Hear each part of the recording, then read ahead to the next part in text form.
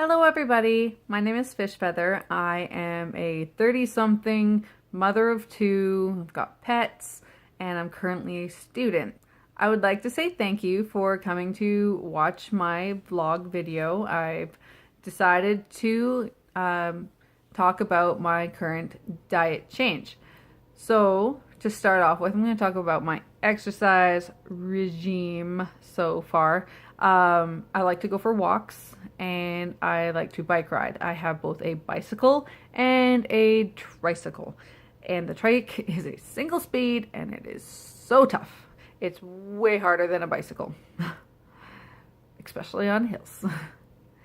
But I like to go for a short ride between 6 to 10 kilometers on the bicycle and about 3 kilometers on a tricycle, maybe twice a day. And otherwise, I do like to walk. I've gone, for walks between half an hour with the dogs, or in the way back when, I used to go for 4-hour walks, which ended up being about 17 kilometers. And that takes an entire evening, and I don't have time to do that anymore. So right now, I work between a half-hour walk and maybe a 1 to 2 hour walk. And as for my diet, I've decided to go keto. And I've heard about keto a couple of years ago, and one of my friends on Facebook started keto about a year ago, and one of my personal friends has mentioned going keto just recently, and so I decided to actually do research and find out what it is.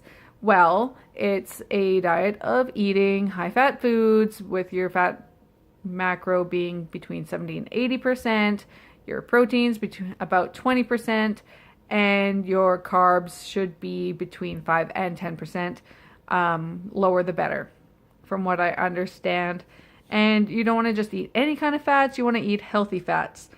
And yes, so that's been quite a change of diet for me, because 8 years ago I had my gallbladder removed due to pancreatitis, and I was told that I can't have alcohol or high-fat foods. So going keto is quite a diet flip for me, from low fats or mid fats. I'll be honest, I never really liked low fat food. So decent mid-range fats, but less of them. High fruit, high veggie, medium amount of breads. I hate rice, I hate potatoes, and so this diet is a complete change for me. So I'm not supposed to eat fruits. I should eat a little bit of veggies, but not nearly as much as I was, and no grains, which makes me thrilled. No sugar, because that's just nothing. And keeping my proteins around 20% is actually pretty hard, because I like to eat meat and lots of it. So I was looking for sausages, like salamis, that have a high fat to protein ratio content. And I found some.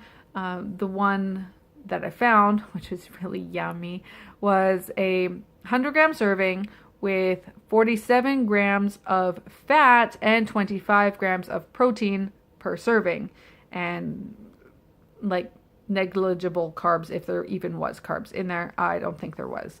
So finding sausages and meats that are higher quality fats was a little bit harder for me, because I was so accustomed to eating things like chicken and turkey and fish, which is all absolutely healthy fats, but really low on the fats.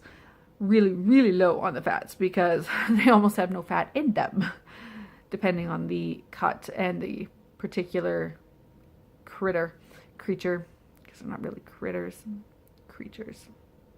I like me some meat.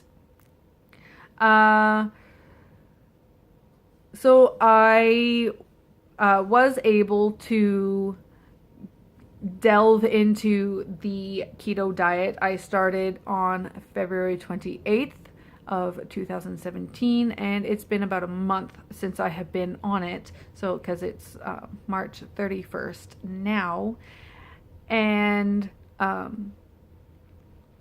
it's been quite a change. I used to be able to say, no, I can't eat that. It's got way too much fat in it. Now I'm like, yeah, I can have that. I can have some mayo on my burger, and I can have like ham salad or egg salad or something else like that, because I wasn't really able to eat that before because of the high fat contents in those. And I can have dressings on my salads now, which is so nice, because eating dry leaves, although you acquire the taste for them, it does get kind of bland sometimes. And I can have nuts, which are another healthy source of fat, which I honestly avoided before because of the high fat content in them as well. Also the high calorie count in them as well. But calories isn't exactly a thing on keto, although I do try to stay around the 1200, between 1200 and 1500 calories per day, depending on how I'm feeling. I eat for how I'm feeling, and it's usually around the 1200 mark. Some days it's around the 1000 point mark, and I do try to eat a little bit more to boost that a little bit, because that is a little on the low side for calories, even on this kind of a diet. So overall, I found it to be really delicious. Eating a lot of high-fat foods has a lot of flavor, and I started out with really simple recipes, having an egg a day. Now I can have avocados, so I have an avocado and an egg. I can have bacon. I can have sausages.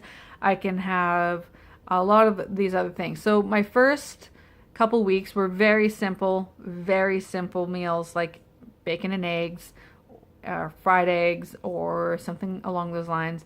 And I'll post some pictures along the bottom here so you can see some of my meals, and I will also post some of my macros from the days, because I have been able to keep them pretty steady between the 70 and 80% fat and 20% protein and under 10-ish percent of carbohydrates, which is around the 20 gram mark. I'm not entirely sure, because it's MyFitnessPal is only in the percentages right now, and so the 20 grams of protein is about 8%.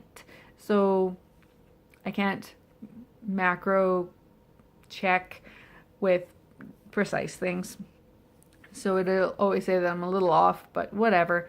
It's just basically a guide to how I've been eating and what I've been eating. Because I do actually like to keep that food journal, so I can say, oh yeah, hey, I did actually have that today. And yeah.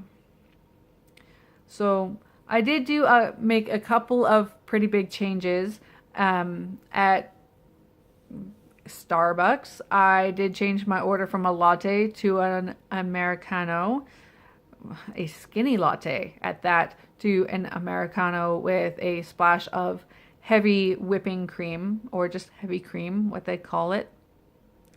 And so that was one of the major flavor changes for me, and it is a little bit of an acquired taste the first couple of times that you have it, but now I much prefer it. It tastes a lot more like a coffee to me. Sorry, I had a phone call come in.